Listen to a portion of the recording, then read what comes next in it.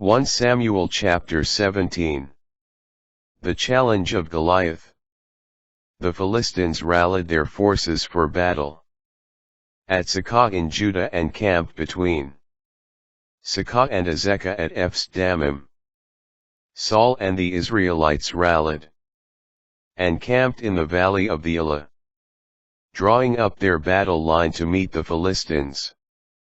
The Philistines were stationed on one hill, and the Israelites on an opposite hill, with the valley between them.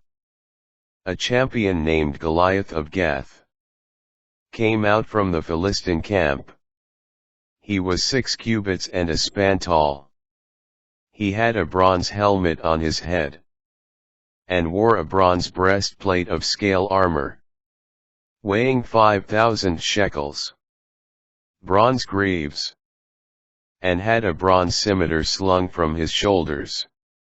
The shaft of his javelin was like a weaver's beam, and its iron head weighed 600 shekels. His shield-bearer went ahead of him. He stood and shouted to the ranks of Israel, "Why come out in battle formation? I am a Philistine, and you are Saul's servants.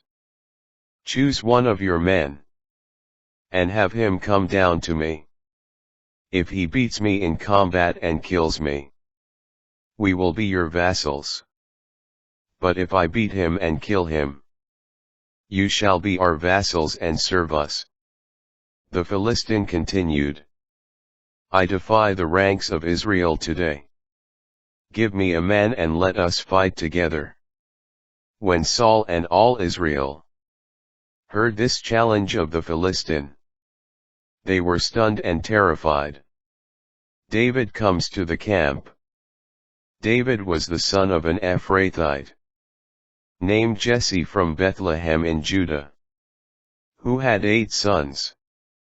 In the days of Saul, Jesse was old and well on in years.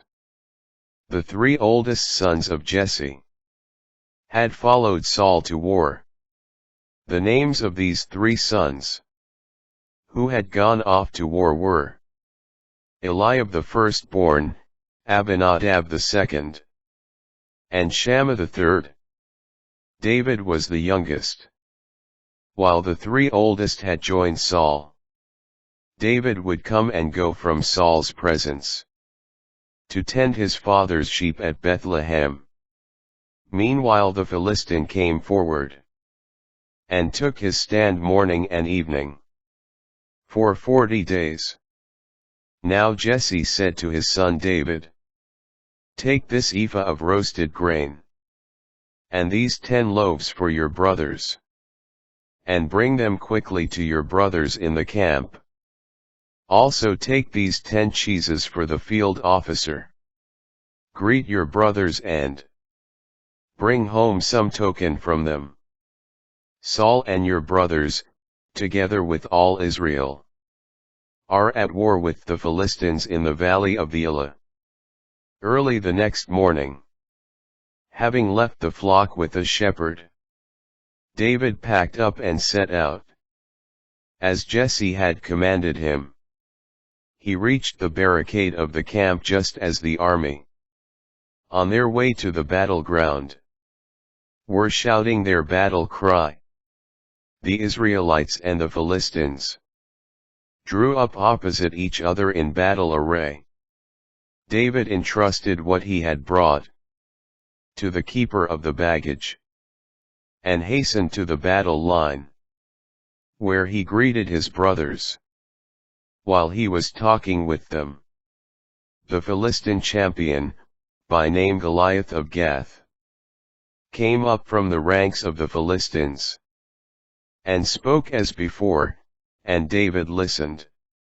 When the Israelites saw the man, they all retreated before him, terrified.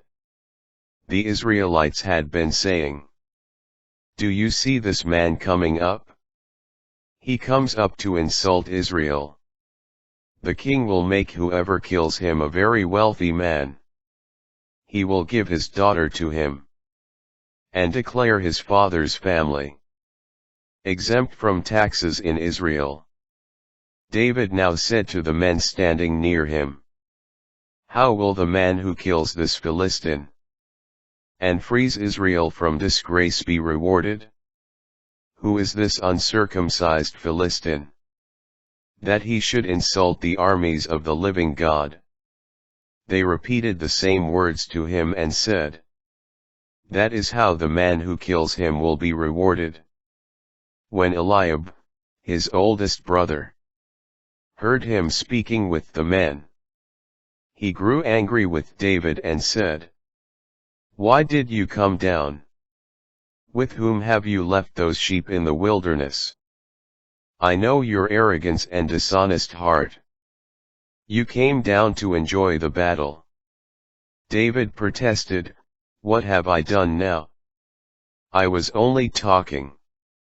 He turned from him to another, and asked the same question. And everyone gave him the same answer as before.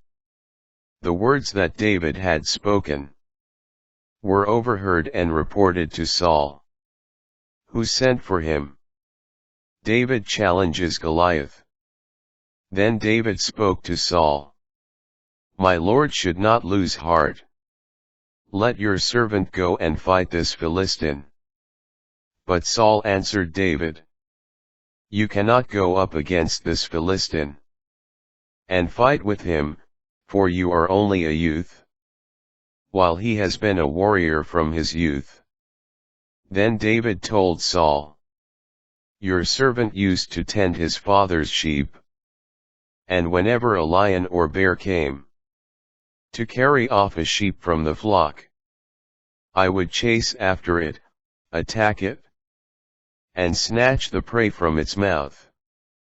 If it attacked me, I would seize it by the throat, strike it, and kill it.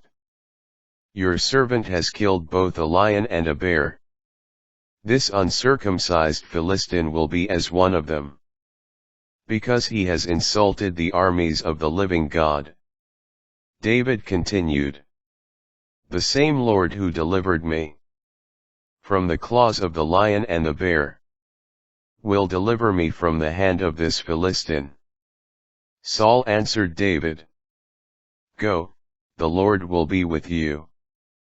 Preparation for the encounter. Then Saul dressed David in his own tunic, putting a bronze helmet on his head, and arming him with a coat of mail. David also fastened Saul's sword over the tunic. He walked with difficulty. However, since he had never worn armor before, he said to Saul, "I cannot go in these, because I am not used to them." So he took them off. Then, staff in hand, David selected 5 smooth stones from the wadi, and put them in the pocket of his shepherd's bag. With his sling in hand, he approached the Philistine. David's victory.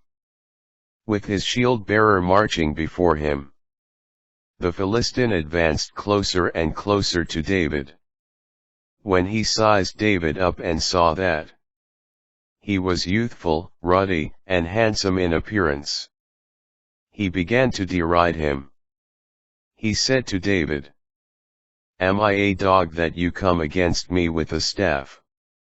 Then the Philistine cursed David by his gods, and said to him, "Come here to me, and I will feed your flesh to the birds of the air, and the beasts of the field." David answered him, "You come against me with sword and spear and scimitar, but I come against you in the name of the Lord of hosts, the God of the armies of Israel whom you have insulted. Today the Lord shall deliver you into my hand. I will strike you down and cut off your head. This very day I will feed your dead body, and the dead bodies of the Philistine army, to the birds of the air and the beasts of the field. Thus the whole land shall learn that Israel has a God. All this multitude, too, shall learn that It is not by sword or spear that the Lord saves. For the battle belongs to the Lord. Who shall deliver you into our hands?" The Philistine then moved to meet David at close quarters, while David ran quickly toward the battle line to meet the Philistine. David put his hand into the bag and took out a stone, hurled it with the sling, and struck the Philistine on the forehead. The stone embedded itself in his brow, and he fell on his face to the ground. Thus David triumphed over the Philistine with sling and stone. He struck the Philistine dead, and did it without a sword in his hand.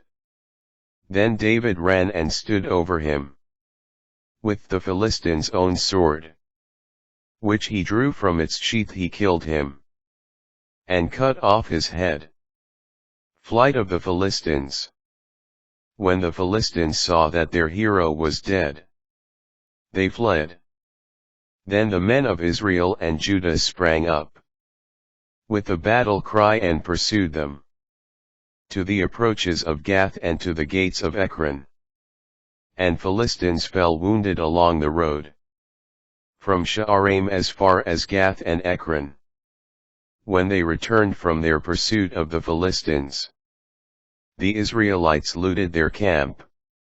David took the head of the Philistine and brought it to Jerusalem. But he kept Goliath's armor in his own tent. David presented to Saul. As Saul watched David go out to meet the Philistine, he asked his general Abner, "Abner, whose son is that young man?" Abner replied, "On your life, O king, I have no idea." And the king said, "Find out whose son the lad is." So when David returned from slaying the Philistine, Abner escorted him into Saul's presence. David was still holding the Philistine's head. Saul then asked him, "Whose son are you, young man?" David replied, "I am the son of your servant Jesse of Bethlehem."